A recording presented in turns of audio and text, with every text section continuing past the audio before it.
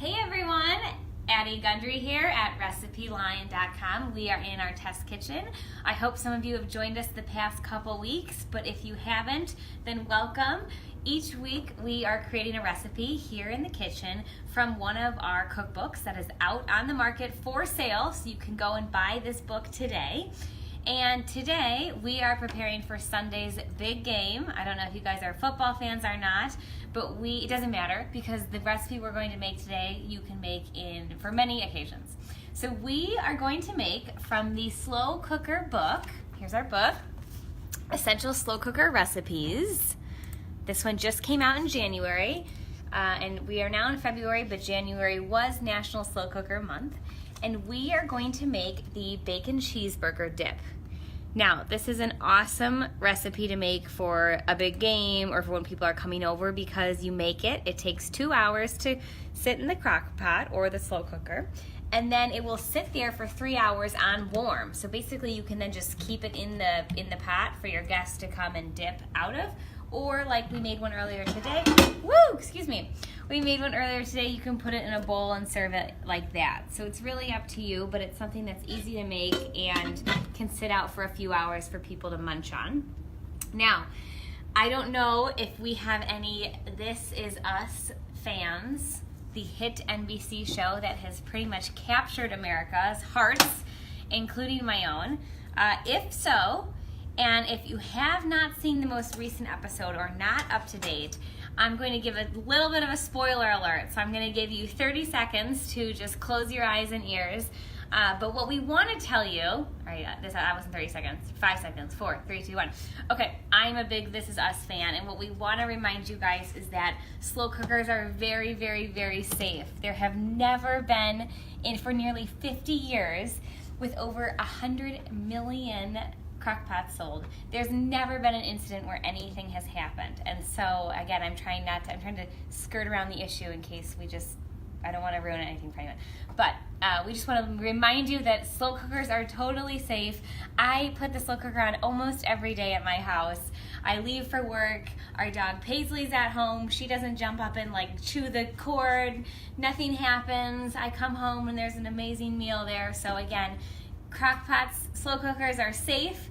We have a book, and it's a great book. We have tons of recipes on our websites, so you can head over to RecipeLion.com, or we have an entire slow cooker website devoted to these recipes. So anyways, that's all I'm going to say about it. We just want to remind you how much we love slow cooker recipes, and we're going to make one today for the big game. Okay?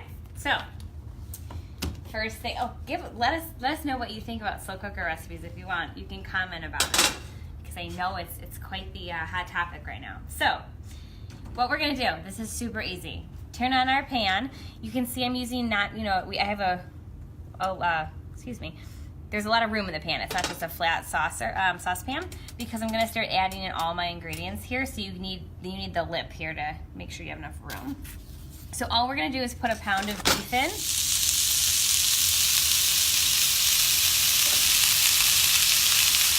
There's no oil, no butter, nothing. There's enough fat in the beef that it will just cook and not burn.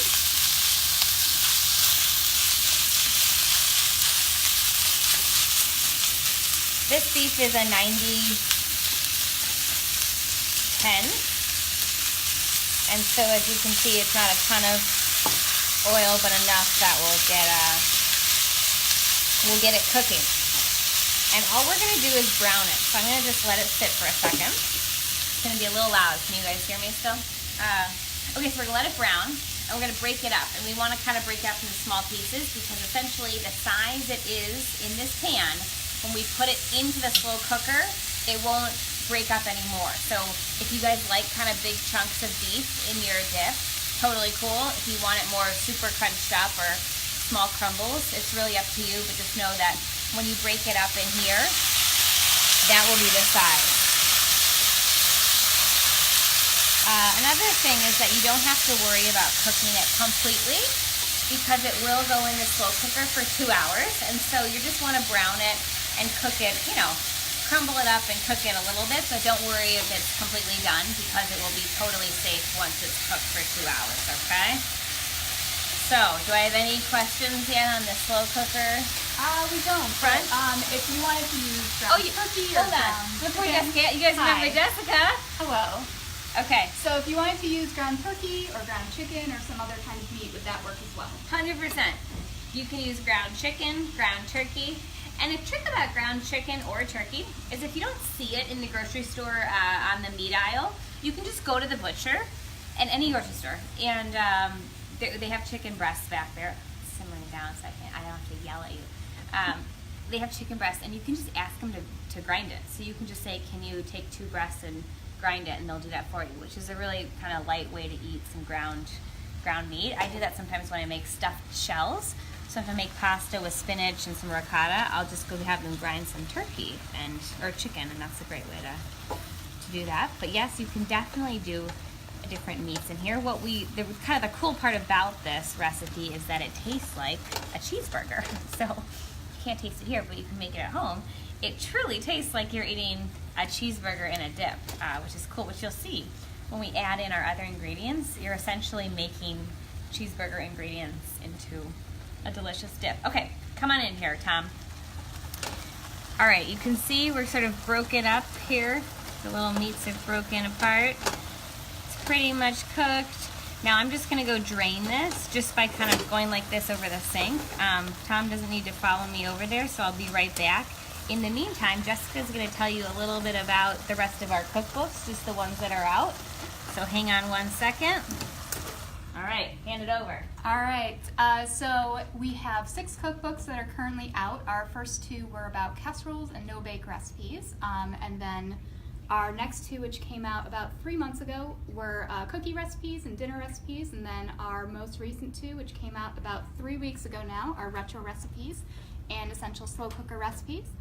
And for anyone who's going to be in the Chicago area this weekend before the big game, we're actually going to be at the Lake Forest Bookstore from 1 to 2:30, and you can meet Addie, you can try out a few of the recipes from the book, you can get your own copies, and it'll be fun. Yeah, we'll be there, like she said, 1 to 2:30. We'll have all the books there for you to buy. We'll make some stuff for you to eat. My little baby Cooper is coming.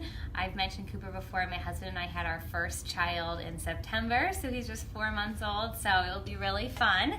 We have a couple other events too coming up this month and the next month. We'll make sure to keep you in the loop on those if you want to come do this in person. Okay, as you can see, the meat is in here and it's drained, so there's no more grease.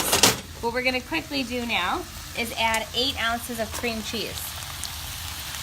8 ounces, for easy reference, is just one of those blocks. So when you see the block of Philadelphia cream cheese in that silver package, that's 8 ounces. What we're going to do is just get this to melt. And I'm telling you right now, you might be thinking, well, wait, now I have to clean 2 pots on Super Bowl Sunday. That is not true. You only have to clean up this pot because we are going to use a crock pot slow cooker liner for this. And so I made this bacon cheeseburger dip this morning and did not even have to clean this up because of the slow cooker liner. So this is the only pan you're going to have to clean. We have a couple of questions in as well. Sure. So Kristen would like to know, would you serve this with tortilla chips or little pieces of toast, or any other serving suggestions you might have? So that is a big debate over in the kitchen, because earlier this morning, yes, we eat this in the morning, which is kind of gross, but when you test recipes all day, you just start eating things at any hour. We had it with pita chips, which we have here, and it was great. But I said to my team, this would probably be good with tortilla chips, like those scoops, the tortilla scoops, because it kind of tastes like a nacho dip too. Or toast points, I said you could slice a baguette. I even think it would be good with pretzels, you know? Yeah. So I think you could kind of go wild. You could do celery too, but you know, who wants celery on game day? So, okay, this is totally melting, which is what we want. Now we're gonna add 2 cups of shredded cheddar cheese. That. And while that's melting and combining, you guys might be thinking, oh, that looks kind of thick. Well, fear not. We're going to add in our diced tomatoes, and it says in the recipe that it should be lightly drained. You might be thinking, what does that mean? Well, if you drain a can, so if it ever says drain the can, that would mean take a colander and dump it all out and kind of shake it. So then everything in there is completely drained. If it says lightly drained, you kind of just want to get rid of, you know, some of that excess juice, but you don't need to be too worried about it, okay? So then we're gonna get that whole thing in here.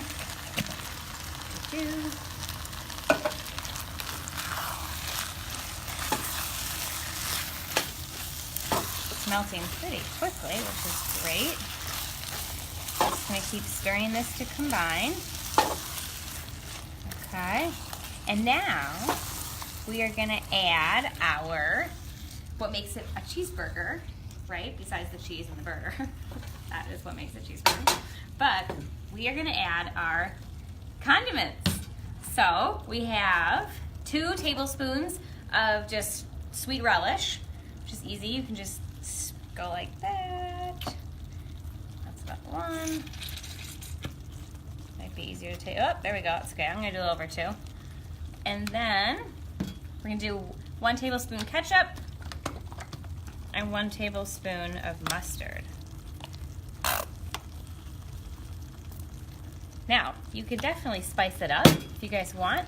Add sriracha, Tabasco, whatever. Make sure it's not too runny. You could do Dijon instead. What I mentioned before, I think last week, is that all of our recipes, because they're so simple but tested really well, they work. And so when you start to change things up, that's cool because basically, you know, okay, I need a tablespoon of mustard, but if I want to put in honey mustard, or you can kind of adapt them your way, and the simplicity of them really allows that. And so that's why people have written in and said they love how customizable the recipes are. Okay. We have another comment. This is more of a general cooking question from Michelle, who would like to know, do you recommend a grinding attachment for my stand mixer? Oh, yeah. That's a great idea. You don't need to go to the butcher then. We have a KitchenAid stand mixer, and we have the grinding attachment, and it's very, very easy to use, and it's actually very easy to clean. One thing I thought when I first used it was, I don't really know, is this going to be complicated to get all that out? It's really easy. You just get a clear metal bowl, fill it with hot water and soap, and I just soak the parts, not even for very long, 15 minutes, and then it all kind of just falls out. So anyways, you didn't ask how to clean it, but that's how you clean it. I really recommend them. It's a super easy way to grind any kind of meat. We made sausage over the holidays, which was fun, but definitely recommend it. Okay, now it is done in the pan, and you can see it's kind of loose like that. So what's gonna happen is we're gonna put it in our slow cooker. Have you ever seen these bags? It's pretty awesome. They come in a package of 4, made by Reynolds, I think. And you just stick it in. It's really simple. And when we were, as you can imagine, when we were writing this book and testing all these recipes, this made it a lot easier for cleanup than cleaning these oblong, heavy metal or whatever, ceramic pots. So all you're gonna do is pour it in.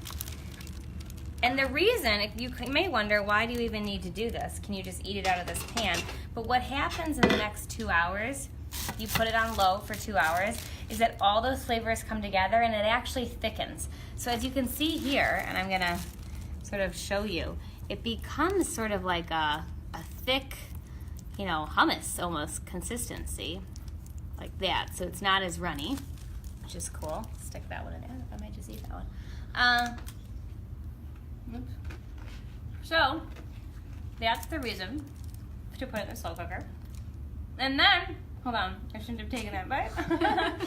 Then you might wonder where the bacon part comes in. As you can see, we crunched up bacon and put it on top. So I just microwaved some bacon earlier today.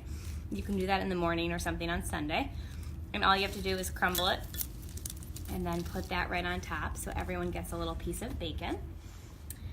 And there you go. That's it. Seriously, like, I was talking and it took no time at all. So if you aren't even talking, you'll just breeze through it. Stick it in here, 2 hours. Then what's cool is you can take, I'm gonna put this away. Don't let Tom eat it. Okay, so then you can take this out, when you're done. And if you want, just put this on your, whatever, dining room table, by the couch. You can just use a little, what are they called? Trivet? Yeah. Trivet? Yeah. I was going to say a turret, but I think that's a lookout tower. Yes, it is. So a trivet can go under this. And that way people can just eat right out of it. Or like I said, put it in a bowl. But the cool thing too about using a slow cooker, especially on Sunday, is that you make that done. Okay, what's next? Because a lot of times when you're entertaining, you're making so many things. It's easy if one thing can just be on the kitchen counter, no mess, and you kind of do it, let it sit, and go. So my plan on Sunday is to probably make this, go to my book signing in Lake Forest, which we live in Lake Forest, so go down the street to my book signing, and then come home, and voila, there's a dip ready to go. What other dishes would you recommend making for the big game? Let's see. So, I'm not going to lie. My husband and I are both from Minnesota. And so we were big Vikings fans. We even got our little baby a Vikings onesie, which he only then wore once because we did not advance to the Super Bowl. So we love we love game day, but it would have been a little more exciting had our team made it in. So I think I'll have to make some comfort food so we don't keep, reminding ourselves that our team is not in the chance to win. So anyways, comfort food. I will probably I'm really a big fan of nachos, so I'll probably do some shredded chicken nachos. I don't know. That's it. This and nachos sounds good to me. Oh, but that reminds me. So what else? I'm running out of words to say. Okay. The other thing that's great about this is that it has protein in it. So a lot of times when you think about, food that you eat at football parties and when you're hanging out, you're eating things, but you're thinking, oh, I didn't actually get any protein. And so, I'm just kind of eating cheese and empty calories. But this actually it's almost a meal. I mean, you're basically eating ground beef, cheeseburger. And so I think that's great because on Sunday when we can kind of munch on these things, we don't feel like we have to have dinner. You actually get some protein and you're eating a sort of well-balanced dish. A lot of cheese, but well-balanced. You got a little veggie in there here. Anything else? We also have a question from Beth Ann who says that she's in charge of dessert for this weekend. Do you have any recommended recipes? Dessert. Yes. So whenever I bring dessert over to people's houses, I like doing a no-bake dessert or something that can sit in the fridge because that way I can make it the day before. I sometimes get nervous if I'm making something in the morning because if it doesn't turn out the way I want it to, I'm sort of, up the creek without a paddle. That's an expression, I think. Yes. So I keep looking at her. Whenever I say something like that might not be correct, I look at Jessica because she's the editor, so she knows what a turret is, which is the lookout tower. Yes. So I would look at some no-bake dessert recipes or cheesecake, maybe some cheesecake bars. I just made peanut brittle today, which is kind of a fun thing to make and bring to a house because it's something you can munch on. Dessert. I forgot about dessert for the big game. You need sweets as well. I need sweets. I'd look at some no-bake recipes or bars. Brownie bars are easy. Nice. We also have a question from Jenny. It says, Addie, do you like your food spicy? If so, do you have a favorite hot sauce? Yes. So I'm sort of indifferent, but my husband puts hot sauce on everything. He's one of those people where I make chicken salad, like normal chicken salad, and I see him just dumping, Cholula on it or something. So I think Cholula is one of the favorites, but he's very particular, like what gets Frank's versus Cholula versus Tabasco, and he has some sort of reason for that. I'm not giving him enough credit. There is a difference. Tabasco has a lot of vinegar in it, so it's a very different taste than a Cholula. And then, of course, Frank's is more of that buffalo hot tasting. So I think it really does depend. So my husband's right. It depends on the food. But the three main ones we use are Frank's Red Hot, Cholula, and then Tabasco. Sriracha, I don't know. I never really think of as a hot sauce because it's just sort of become a basic condiment now in people's homes. Mm-hmm. But that's certainly a spice that's very different from the other three. So those are the four big ones, I'd say. Nice. And for my own question, if I were to make this, how long would this be good for? Both those out, or if I put leftovers in the fridge? Cool. How long could I have it? So you can leave this plugged in on warm, just when the warm setting comes on, for 3 hours. That's what we recommend, just because anything over 4, when you get to 4 hours, I never like food to sit out that long, just because I start to worry about food safety. You know, ultimately, I don't think anyone would get sick, but we like to say 3 hours is a really good benchmark. But if you're trying to keep it in the refrigerator, I would say it definitely lasts. I would keep it for 4 days because it's really just, as you saw, cream cheese and hamburger meat. And so the rule in my home is whenever I make food, we do a lot of meal prep on Sunday. We eat it through Thursday. So you get kind of 4 days of that. That's just sort of the way I make sure everyone stays healthy. But it's pretty easy to store, as you can see. You could take that home today if you want, eat it on Sunday. Great. It's really just the cheese and the burger. Yeah. Awesome. I think that's it for all of our questions. Okay, well, I hope you guys have a great weekend. Make sure to check out our recipes. Oh, wait, where can we find this recipe? You can find it in our Essential Slow Cooker Recipes book. You can also check out the link in the video that we're watching. It's the pinned comment, so you can click on the link there and you can take the recipe and make it this weekend. Yes, so if you're watching this video, again, my name is Addie Gundry. I'm here at the RecipeLion Test Kitchen, and you can find the recipe right below. There's a little pin with the link, and you can go to our site and print it and make this weekend. So that's it. Awesome. Have a good day. See you later. See you next week. Bye.